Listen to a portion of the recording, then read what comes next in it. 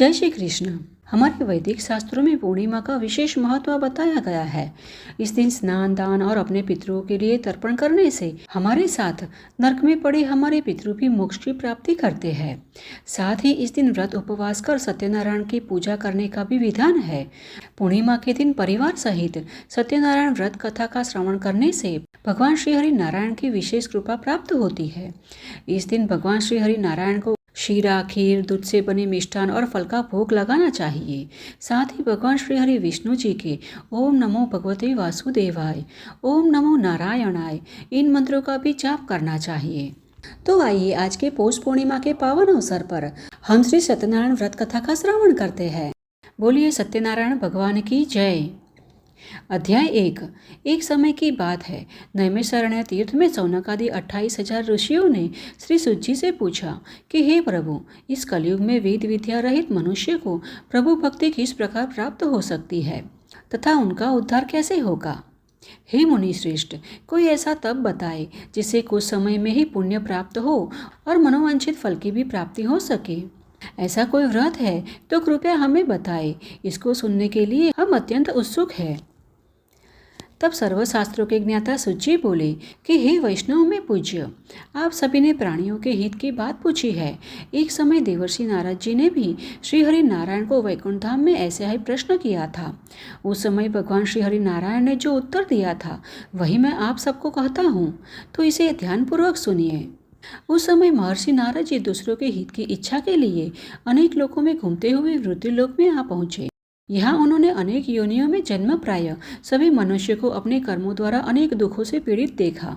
उनका दुख देखकर नारद जी सोचने लगे कि कैसा यत्न किया जाए जिसके करने से निश्चित रूप से मानव के दुखों का अंत हो सके। अब इसी विचार पर मनन करते हुए वह विष्णु लोक में पहुंच गए। वहां उन्होंने पूर्ण पुरुषोत्तम भगवान श्री हरि नारायण के दर्शन किए। स्वर्ण वर्ण के प्रभु, जिनके हाथों में शंख, चक्र, गदा और पद्म थे, गले में वलमाला सुशोभित थी, उन्हें नारद जी ने प्रणाम किया और उनकी स्तुति करने लगे। और स्तुति करते हुए नारद जी बोले कि हे भगवान, मनोवाणी से पर अनंतपुर अनंत शक्तिशाली ऐसे भगवान श्री हरि नारायण को मैं नमस्कार करता हूँ। आदि, मध्य तथा अंत से रहित निर्गुण फिर भी सत्व, रज और तमोगुण के सर्जननाथ, प्राणी मात्र में प्रथम शरणागतों के दुखों को हरने वाले प्रभु, मैं आपको साष्टांग प्रणाम करता हूँ। अब इस प्रकार नारद जी की स्तुति सुनकर विष्णु भगवान बोले कि हे मुनि श्रेष्ठ, आपके मन में क्या है? आप किस काम के लिए यहाँ पधारे हैं? इसे निसंकोच कहे।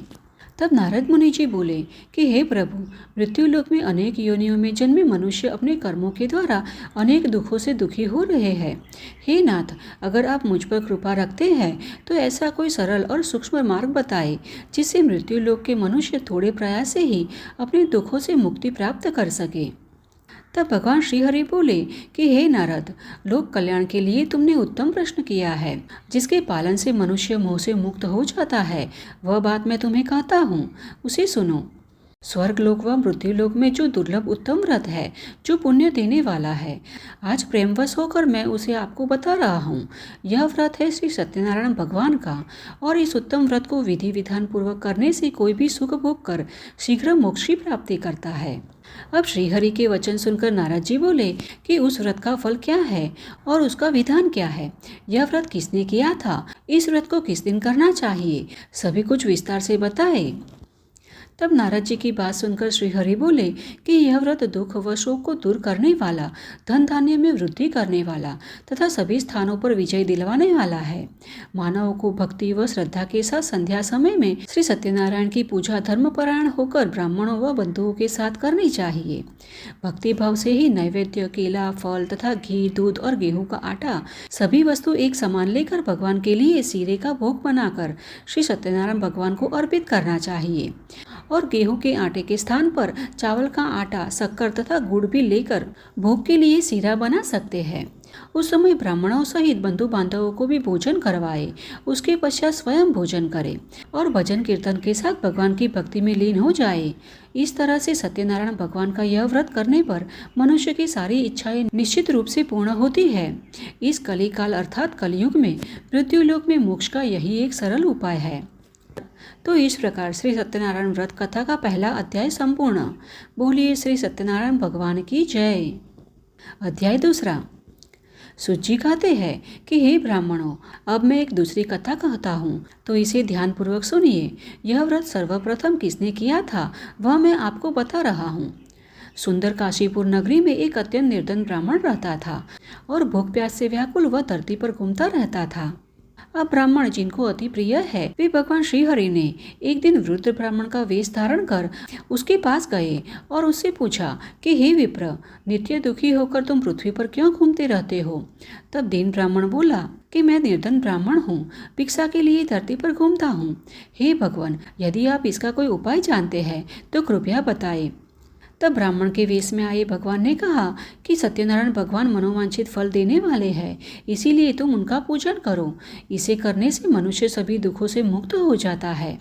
इस प्रकार वृद्ध ब्राह्मण बनकर आए सत्यनारायण भगवान उस निर्धन ब्राह्मण को व्रत का सारा विधान बताकर अंतर्ध्यान हो गए।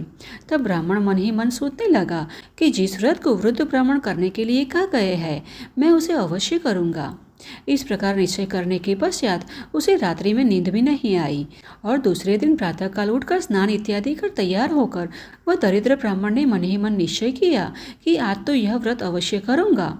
ऐसा दृढ़ निश्चय करके निर्धन ब्राह्मण भिक्षा मांगने के लिए नगर में गया और उस दिन निर्धन ब्राह्मण को भिक्षा में रोज से दुगना द्रव्य प्राप्त हुआ, जिससे उसने बंधु बांधवों के साथ मिलकर श्री सत्यनारायण भगवान का व्रत संपन्न किया। भगवान सत्यनारायण का व्रत संपन्न करने के पश्चात वह निर्धन ब्राह्मण सभी दुखों से मुक्त हो गया और कुछ ही दिनों में वह दरिद्र ब्राह्मण अनेक संपत्तियों का मालिक बन गया। उस समय से यह ब्राह्मण हर माह इसी व्रत को करने लगा। इस प्रकार से सत्यनारायण भगवान के व्रत को जो मनुष्य करेगा वह सभी प्रकार के पापों से मुक्त होकर मोक्ष को प्राप्त होता है। इस प्रकार कहते हुए सूत जी बोले कि नारद जी से श्री हरि नारायण का कहा हुआ श्री सत्यनारायण व्रत को मैंने तुम्हें बताया है। हे विप्रो, अब आप क्या जानने की इच्छा रखते हैं? तब ऋषि बोले कि हे मुनिवर, उस निर्धन ब्राह्मण के पास से सर्वप्रथम श्री सत्यनारायण व्रत किसने सुना था और इस व्रत को पृथ्वी पर किसने किया था, यह हम विस्तार पूर्वक जानना चाहते हैं, क्योंकि हमें इस व्रत में अत्यंत उत्कंठा उत्पन्न हुई है। इसके लिए हमारे मन में श्रद्धा भाव है। तब सूत जी ने उत्तर दिया कि हे मुनियों, जिसने इस व्रत को किया है वे सब सुनो। एक समय वही ब्राह्मण धन व ऐश्वर्य के अनुसार अपने बंधु बांधवों के साथ इस व्रत को करने को तैयार हुआ। उसी समय एक लकड़ी बेचने वाला बूढ़ा आदमी वहां आ पहुंचा और लकड़ियां बाहर रखकर अंदर ब्राह्मण के घर में आया। अब प्यासे व्याकुल व लकड़हारे को पानी पीने की तीव्र इच्छा होने पर भी उसने ब्राह्मण द्वारा की गई श्री सत्यनारायण भगवान की पूजा तथा व्रत विधि ध्यानपूर्वक देखी और साथ ही कथा का श्रवण भी किया। और कथा पूर्ण होने के पश्चात उसने ब्राह्मण को नमस्कार करके पूछा कि आप यह कौन सा व्रत कर रहे हैं, यह व्रत करने से क्या लाभ होता है तथा इसकी विधि क्या है, कृपया यह सभी मुझे विस्तार से बताएं। तब ब्राह्मण ने कहा कि सभी मनोकामनाओं को पूरा करने वाला यह सत्यनारायण भगवान का व्रत है। इनकी कृपा से ही मेरे घर में धन धान्य आदि की वृद्धि हुई है। अब उस ब्राह्मण से सत्यनारायण व्रत के विषय में जानकर लकड़हारा बहुत प्रसन्न हुआ और भगवान का प्रसाद खाने के पश्चात वह अपनी लकड़ियां बेचने के लिए आगे नगर में गया, जहां धनवानों की बस्ती थी। अब मार्ग में लकड़हारे ने मन ही मन संकल्प किया कि आज लकड़ी बेचने से जो धन मिलेगा उसी से श्री सत्यनारायण भगवान का उत्तम व्रत करूंगा। अब वह उस धनवानों की बस्ती में पहुंचा तो वहां एक धनवान ने उसकी सारी लकड़ियों को 4 गुना अधिक मूल्य देकर खरीद लिया। अब लकड़ियों के अच्छे दाम मिलने से वह अत्यंत प्रसन्न हुआ और उससे लकड़हारे ने केले, शक्कर, घी, दूध, दही और गेहूं का आटा लिया और सत्यनारायण भगवान के व्रत की अन्य सामग्री लेकर वह अपने घर गया। वहां उसने अपने बंधु बांधवों को बुलाकर विधि विधान से सत्यनारायण भगवान का पूजन और व्रत किया। इस व्रत के प्रभाव से वह बूढ़ा लकड़हारा धन, पुत्र आदि से युक्त होकर संसार के समस्त सुखों को भोग कर अंतकाल में वैकुंठ धाम को चला गया। तो इस प्रकार सत्यनारायण व्रत कथा का दूसरा अध्याय संपूर्ण। बोलिए श्री सत्यनारायण भगवान की जय। अध्याय तीसरा। आगे सूत जी बोले कि हे श्रेष्ठ मुनियों, अब आगे की कथा कहता हूँ। पहले समय में उल्कामुख नाम का एक बुद्धिमान राजा था। वह सत्यवक्ता और जितेंद्रिय था। वह प्रतिदिन देवस्थानों पर जाता और निर्धनों को धन देकर उनके कष्ट दूर करता था। उसकी पत्नी कमल के समान मुख वाली तथा सती साध्वी थी। अब भद्रशिला नदी के तट पर वे दंपति श्री सत्यनारायण भगवान का व्रत कर रहे थे। उसी समय वहां एक साधु नामक वैश्य आया। उसके पास व्यापार करने के लिए बहुत सा धन था। अब वहाँ राजा को व्रत करते देखकर वह विनय के साथ पूछने लगा कि हे राजन, भक्ति भाव से पूर्ण होकर आप यह कौन सा व्रत कर रहे हैं? मैं सुनने की इच्छा रखता हूँ, तो आप कृपया बताएं। तब राजा बोले कि हे साधु, अपने बंधु बांधवों के साथ पुत्रादि की प्राप्ति के लिए एक महाशक्तिशाली श्री सत्यनारायण भगवान का व्रत व पूजन कर रहा हूँ। अब राजा के वचन सुनकर साधु आदर से बोला कि हे राजन, मुझे इस व्रत का सारा विधान कहिए। आपके कथनानुसार मैं भी इस व्रत को करूँगा। मेरी भी संतान नहीं है और इस व्रत को करने से निश्चित रूप से मुझे भी संतान की प्राप्ति होगी। तब राजा ने श्री सत्यनारायण भगवान की सारी विधि बताई और अब राजा से व्रत का सारा विधान सुन व्यापार से निवृत्त होकर वह अपने घर गया। अपने घर जाकर साधु वैश्य ने अपनी पत्नी को संतान देने वाले इस व्रत का वर्णन का सुनाया और कहा कि जब मेरी संतान होगी तब मैं इस व्रत को अवश्य करूँगा। अब साधु ने इस तरह के वचन अपनी पत्नी लीलावती से कहे और कुछ समय पश्चात लीलावती सत्यनारायण भगवान की कृपा से गर्भवती हुई और 10वें महीने में उसने एक सुंदर कन्या को जन्म दिया और माता पिता ने अपनी कन्या का नाम कलावती रखा। अब दिन ब दिन वह ऐसे बढ़ने लगी थी जैसे कि शुक्ल पक्ष का चंद्रमा बढ़ रहा हो। अब अपनी कन्या को बड़े होते देख एक दिन लीलावती ने मीठे शब्दों में अपने पति को याद दिलवाया कि आपने सत्यनारायण भगवान के जिस व्रत को करने का संकल्प लिया था उसे करने का समय आ गया है, आप इस व्रत को पूर्ण कीजिए। तब साधु बोला कि हे प्रिय, अपनी कलावती के विवाह के समय मैं इस व्रत को अवश्य करूँगा। इस प्रकार अपनी पत्नी को आश्वासन देकर वह नगर को चला गया और अब कलावती विवाह के लायक होने लगी थी। अतः उसने अपने दूतों को बुलाया और कहा कि मेरी कन्या के योग्य वर देख कर लाए। और साधु की बात सुनकर दूत कंचन नगर में पहुंचा और वहां देखभाल कर कलावती के सुयोग्य वणिक पुत्र को ले आया। और सुयोग्य वणिक पुत्र को देखकर साधु ने बंधु बांधवों को बुलाकर अपनी पुत्री का विवाह उसके साथ विधि पूर्वक कर दिया। किंतु दुर्भाग्य की बात यह थी कि साधु ने उस समय भी श्री सत्यनारायण भगवान का व्रत नहीं किया। अब कलावती के विवाह के पश्चात वह कुशल साधु अपने जवाई के साथ व्यापार करने के लिए दूसरे नगर में व्यापार हेतु निकल पड़ा और सिंधु नदी के पास स्थित रत्नसारपुर नगर में पहुंचा। वहां जाकर ससुर जमाई दोनों मिलकर चंद्रकेतु राजा के नगर में व्यापार करने लगे। अब एक दिन हुआ यूं कि भगवान सत्यनारायण की माया से एक चोर राजा का धन चुराकर भाग रहा था। उसने राजा के सिपाहियों को अपना पीछा करते हुए देखा तो चुराया हुआ वह धन वहां रख दिया जहां साधु अपने जमाई के साथ ठहरा हुआ था। अब राजा के सिपाही ने साधु वैश्य के पास राजा का धन पड़ा हुआ देखा तो वे ससुर जमाई दोनों को बांधकर राजा के पास ले गए और कहा कि हमने 2 चोरों को पकड़ लिया है। और राजा ने कुछ भी देखे और सुने बिना उनको कारावास में डालने का हुक्म दे दिया और राजा की आज्ञा से उन दोनों को कठिन कारावास में डाल दिया गया और उनका सारा धन भी उनसे छीन लिया गया। और ईश्वर श्री सत्यनारायण भगवान के श्राप के कारण ही साधु की पत्नी भी बहुत दुखी होने लगी। घर में जो धन रखा था उसे भी चोर ले गए और शारीरिक तथा मानसिक पीड़ा व भूख प्यास से अति दुखी होकर वह अंततः भिक्षा मांगने लगी। अब इसी प्रकार एक दिन भूख से व्याकुल कलावती नगर में एक ब्राह्मण के घर गई। वहां उसने श्री सत्यनारायण भगवान का व्रत होते हुए देखा तो वह कथा सुनने के लिए वहीं बैठ गई और कथा सुनने के पश्चात वह प्रसाद ग्रहण कर अपने घर को वापस आई। तब इतनी रात को अपनी पुत्री को घर वापस आते देख माता ने कलावती से पूछा कि हे पुत्री, अब तक तुम कहाँ थी, तेरे मन में क्या है? तब कलावती ने अपनी माता से कहा कि हे माता, मैं एक ब्राह्मण के घर भिक्षा मांगने गई थी। वहां श्री सत्यनारायण भगवान की पूजा हो रही थी और इसकी कथा सुनने के लिए ही मैं वहां बैठी थी। अब कन्या के वचन सुनकर लीलावती भगवान के पूजन की तैयारी करने लगी। लीलावती ने परिवार व बंधुओं सहित सत्यनारायण भगवान का पूजन किया और उनसे वर मांगा कि मेरे पति तथा जमाई शीघ्र घर आ जाए। साथ ही यह भी प्रार्थना की कि हम सबसे जो भी अपराध हुआ हो उसको क्षमा करें। अब श्री सत्यनारायण भगवान इस व्रत से संतुष्ट हो गए और उसी रात राजा चंद्रकेतु को सपने में दर्शन देकर कहा कि हे राजन, तुम उन दोनों वैश्यों को छोड़ दो और तुमने जो उनका धन लिया है उसे भी वापस कर दो। अगर ऐसा नहीं किया तो मैं तुम्हारा धन, राज्य व संतान सभी को नष्ट कर दूंगा। इतना कहकर भगवान अंतर्ध्यान हो गए और अगले ही दिन प्रातःकाल सभा में राजा ने अपना स्वप्न सुनाया और कहा कि वणिक पुत्र को कैद से मुक्त कर दिया जाए और सम्मान पूर्वक सभा में ले आए। तब दोनों वणिक ने आते ही राजा को प्रणाम किया। तब राजा मीठी वाणी में बोले कि हे महाअनुभाव, भाग्यवश ऐसा कठिन दुख तुम्हें प्राप्त हुआ है किंतु अब तुम्हें कोई भय नहीं है। ऐसा कहकर राजा ने उन दोनों को नए वस्त्र आभूषण भी पहनाए और जितना धन उनका लिया था उससे दुगना धन उनको वापस कर दिया।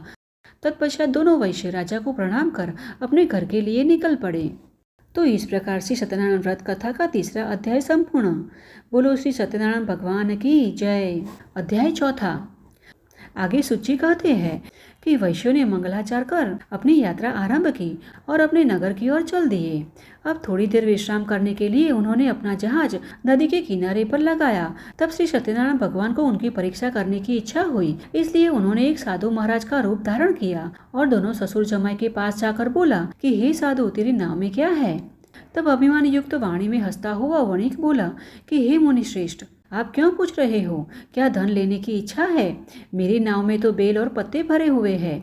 अब वैश्य के कठोर वचन सुनकर भगवान बोले कि तुम्हारा वचन सत्य हो। इस प्रकार कहकर भगवान वहां से दूर चले गए और कुछ दूर जाकर समुद्र के किनारे बैठ गए। तब उनके जाने के पश्चात साधु वैश्य अपनी नित्य क्रिया पूर्ण कर नाव के पास आए तो उन्होंने पानी में नाव को तैरते हुए देखा और इस प्रकार नाव को पानी में तैरता हुआ देखकर दोनों ससुर जमाई आश्चर्यचकित हुए और नाव में जाकर देखा तो सच में उनकी नाव में बेल पत्ते थे। अब यह देख साधु तो मूर्छित होकर जमीन पर गिर पड़ा और कुछ देर पश्चात मूर्छा खुलने पर वह अत्यंत शोक में डूब गया। तब उसका जवाई बोला कि आप शोक ना मनाए, यह सब उस साधु का ही किया धरा है, इसीलिए हमें उनकी शरण में जाना चाहिए, तभी हमारी मनोकामना पूर्ण होगी। अब दामाद की बात सुनकर वह साधु के पास पहुंचा और अत्यंत भक्ति से नमस्कार करते हुए बोला कि मैंने आपसे जो असत्य वचन कहे थे उनके लिए मुझे क्षमा दे। ऐसा कहकर वह वैश्य साधु के चरणों में गिर पड़ा। तब साधु वेश में आए हुए भगवान बोले कि हे वणिक, रोने की कोई आवश्यकता नहीं है, रोना बंद कर। और धन के मद में भान भूलने वाले दुष्ट, तूने मेरा अपमान कर बारंबार दुख को प्राप्त किया है। इस प्रकार भगवान का वचन सुनकर साधु वैश्य भगवान की स्तुति करने लगा। साधु बोला कि हे भगवान, आपकी माया से ब्रह्मा आदि देवता भी आपके रूप को नहीं जानते, तब मैं अज्ञानी कैसे जान सकता हूँ? आप प्रसन्न होइए, अब मैं सामर्थ्य के अनुसार आपकी पूजा करूँगा, मेरी रक्षा कीजिए। अब साधु वैश्य के भक्तिपूर्वक वचन सुनकर भगवान प्रसन्न हुए और उसकी इच्छा अनुसार वरदान देकर वहां से अंतर ध्यान हो गए। और ससुर जमाई जब नाव पर आए तो नाव फिर से धन से भरी हुई थी। तत्पश्चात उसने उसी स्थान पर अपने अन्य साथियों के साथ सत्यनारायण भगवान का पूजन कर अपने नगर की ओर चल दिया।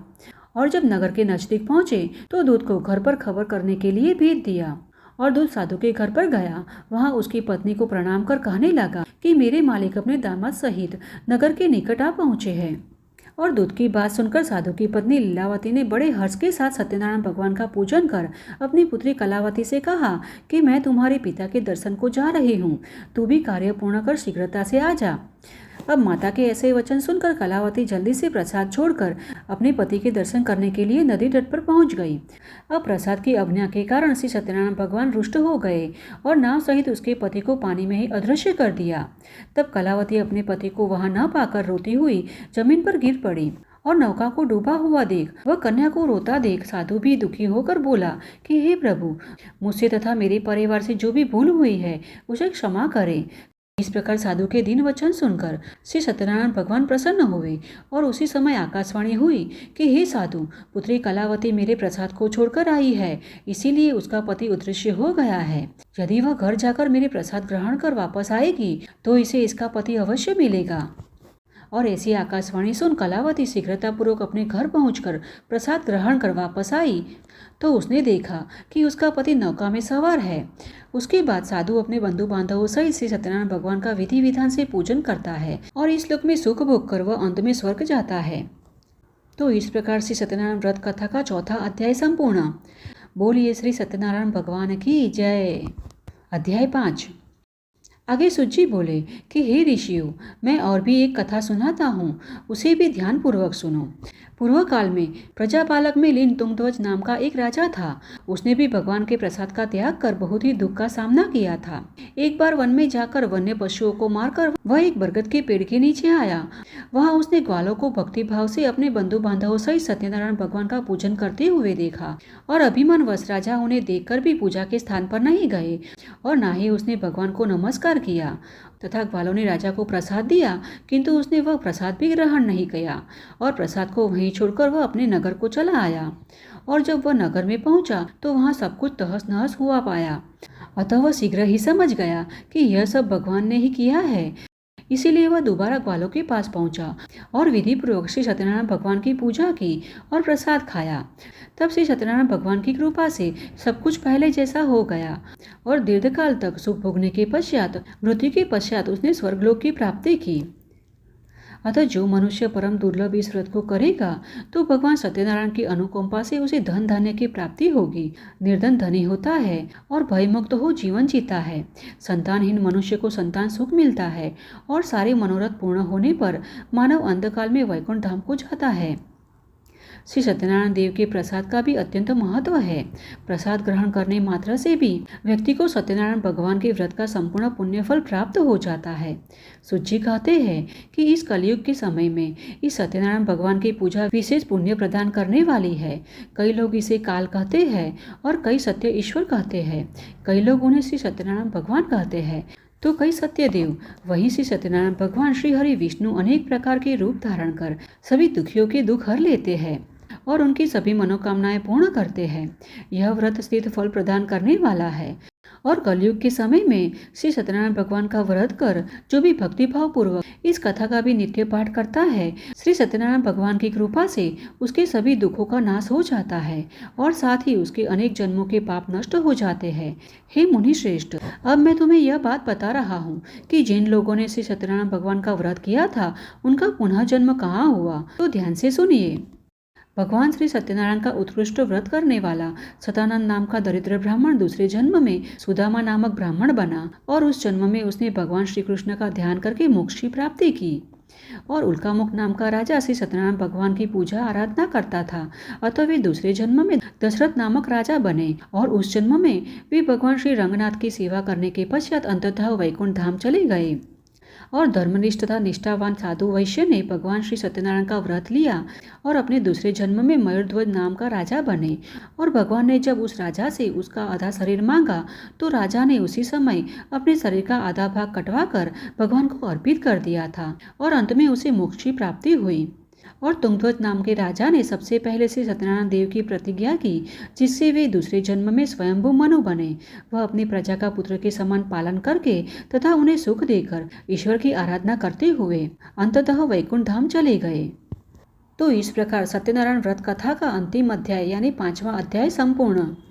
बोलिए श्री सत्यनारायण भगवान की जय। तो यह थी आज की हमारी पूर्णिमा तिथि के उपलक्ष्य में श्री सत्यनारायण भगवान की व्रत कथा। शास्त्रों में बताया गया है कि सत्यनारायण व्रत कथा का पाठ करने से व्यक्ति को 1000 यज्ञ करने के बराबर पुण्य फल की प्राप्ति होती है। और सत्यनारायण व्रत कथा में भगवान विष्णु के सत्य स्वरूप का वर्णन किया गया है, जो अपने भक्तों को इस कलयुग में भी अपना आशीर्वाद सदैव प्रदान करते हैं। इस व्रत का पाठ करने से घर में सुख समृद्धि का वास होता है और भगवान श्रीहरि विष्णु की कृपा बनी रहती है। तो हमें आशा है कि हमारे द्वारा सुनाई गई आज की यह सत्यनारायण व्रत कथा आपको अच्छी लगी होगी। तो इसे एक लाइक अवश्य करना। साथ ही जो सत्यनारायण भगवान की व्रत करना चाहते हैं उसे भी यह कथा शेयर करना, जिससे कि वे भी इस कथा का श्रवण कर पुण्य फल की प्राप्ति कर सके। और ऐसे ही वैदिक और प्रमाणभूत कथाओं का श्रवण करने हेतु इस चैनल को सब्सक्राइब भी कर लीजिएगा। तो चलिए हमारे शास्त्रों में वर्णित ऐसे ही महत्वपूर्ण कथाओं के साथ फिर से मिलते हैं। तब तक के लिए जय श्री कृष्णा।